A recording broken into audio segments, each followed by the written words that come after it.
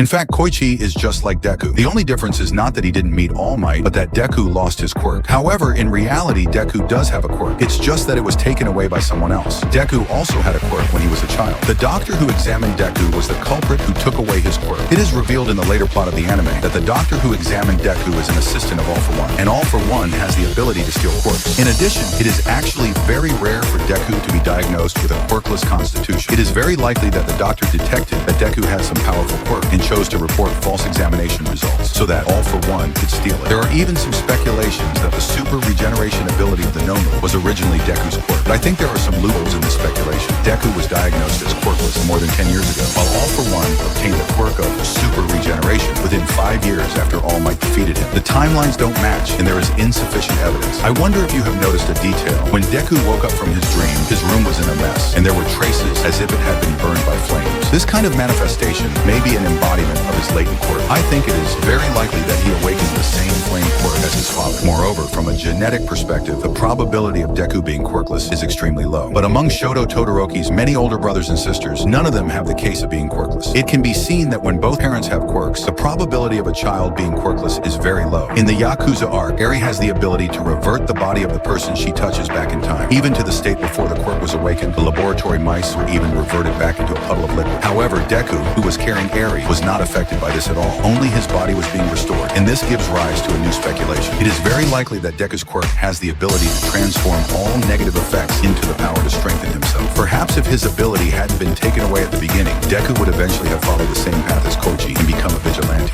First-hand information. You can watch the 3rd episode of Illegal Hero right now. I'm sure you all had a great time watching the 2nd episode of Illegal Hero, right? But we have to wait a whole week for the new episode. Honestly, it's really torturous. However, you won't have this kind of trouble with me. Let me take you through what's going to happen in the upcoming 3rd episode in just 1 minute. In the manga's plot, after the few small conflicts we saw in the animation, there is a large amount of space dedicated to depicting the daily activities of the main characters. For example, the other 2 characters occupied Koichi's house. Knuckle Duster drank all the beer in Koichi's refrigerator. It's quite an interesting interaction segment, and the segment we can look forward to in the next episode of the animation might be Pop Step going to take a shower. Although this scene isn't clearly drawn in the manga, we can always trust that the animation team will have their own ideas when adapting it, right? Right after the end of the animation's previous part, the manga shows the change of Koichi's quirk. In fact, Koichi can also slide when he touches 2 planes at the same time, and he does this to get home. His home is on the rooftop of a building,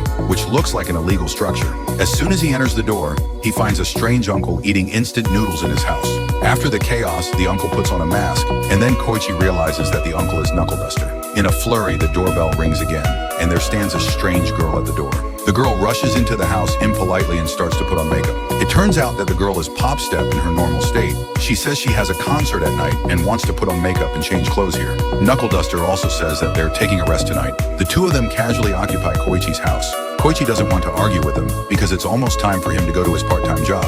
As a result, Koichi is plunged into the stinging pain of memories, which are about his miserable school life. If the animation team doesn't make any deletions or changes, the 3rd episode will probably end around the part where Pop Step starts her concert. If there are changes to the daily plot, we might be able to see Pop Step tied up by eels. Let's look forward together to what kind of surprises the animation team will bring us. The characters we are familiar with have finally made their appearance in Vigilantes. The Turbo Hero was the first to arrive at the scene and immediately entered the battle. His quirk of transforming his body into a mechanical one gives him extremely high mobility and powerful firepower throughout the battle. He is the elder brother that Tenya Ida looks up to the most. At this time, he hasn't been disabled due to battle yet. After seeing him in a wheelchair, it's really great to see him running again. The following heroes also joined the battlefield one after another. When he was young, All Might defeated the Titan with just 1 punch. Simple and straightforward, this is All Might. This is 1 for all. At this time, there isn't even a scratch on All Might's skin, which shows that he is still in his prime. Namori Kiyama. Look, it's the living Namori Kiyama. This peach-colored fighting style is really a nostalgic sight. The aroma emanating from her body can instantly hypnotize her opponents, and it has an excellent effect on men. The reason why she is called the R-rated hero is obvious. Endeavor is truly second only to one person and above thousands of others. An ordinary firework is just regular fire, but Endeavor's fire comes from hell. His ever-changing flames make him always at ease on the battlefield. He doesn't change much from the future, except that his flames are a bit smaller. The Erasure Hero is both a teacher and a hero. Any opponent targeted by him will have their quirk erased. Without a quirk, you are just an ordinary person. At this time, Aizawa Shota doesn't even have a scar on his face. He is still a young hero. It really warms my heart to be able to see these familiar old characters. Pay attention to this newly introduced female character in the 3rd episode. She is actually the mastermind behind the illegal heroes. Please note that there will be spoilers ahead. This character is actually the daughter of the Iron Knuckle Duster. After being parasitized by the Queen Bee, she became the character she is now. This is also the reason why the Iron Knuckle Duster is chasing after the bees in the animation. Moreover, the Queen Bee not only parasitized the daughter of the Iron Knuckle Duster, but also parasitized Pop in the later stage. And its true body is a group of Apocrypha creatures that resemble bees. As long as it occupies the left eye, it can control the host. Even these creatures manipulated other bees to absorb other people's quirks and apply them to the host. These bees are extremely convenient and also have strong survival abilities. When the Queen Bee dies, one of the bees will immediately become the new Queen Bee. Even if there is only the last bee left, it can reproduce alone, but it takes time to restore the colony. However, this quirk has more functions than that. To use a large number of manufactured bees in battles, it is too inefficient to rely solely on stinging to win. These bees can also explode, but the Queen Bee has a very obvious weakness. Their pain sensations are shared. It is clearly visible in the animation that when one bee dies, the host also feels the pain. So this host has never used the explosive ability again after using it once. But for some unknown reason, when Popstep was the host, she could continuously use the explosive bees without suffering any harm. In addition to the shared pain sensation, the Queen Bee also has a fatal weakness. That is, when the host's brain function stops operating, she will also lose her thinking ability and thus lose control of the swarm. And once separated from the host, the Queen Bee will be extremely weak. Obviously, the quirk of the Queen Bee comes from this parasitic bee. It is even possible that the parasitic bee itself has awakened its quirk. Although it is rare, this is not something that cannot happen. The principal of UA High School Nezu and the monster cat that will appear later are all animals that have awakened their quirks. It is already quite astonishing for an animal to awaken a quirk, and the ability of this quirk is even more terrifyingly powerful.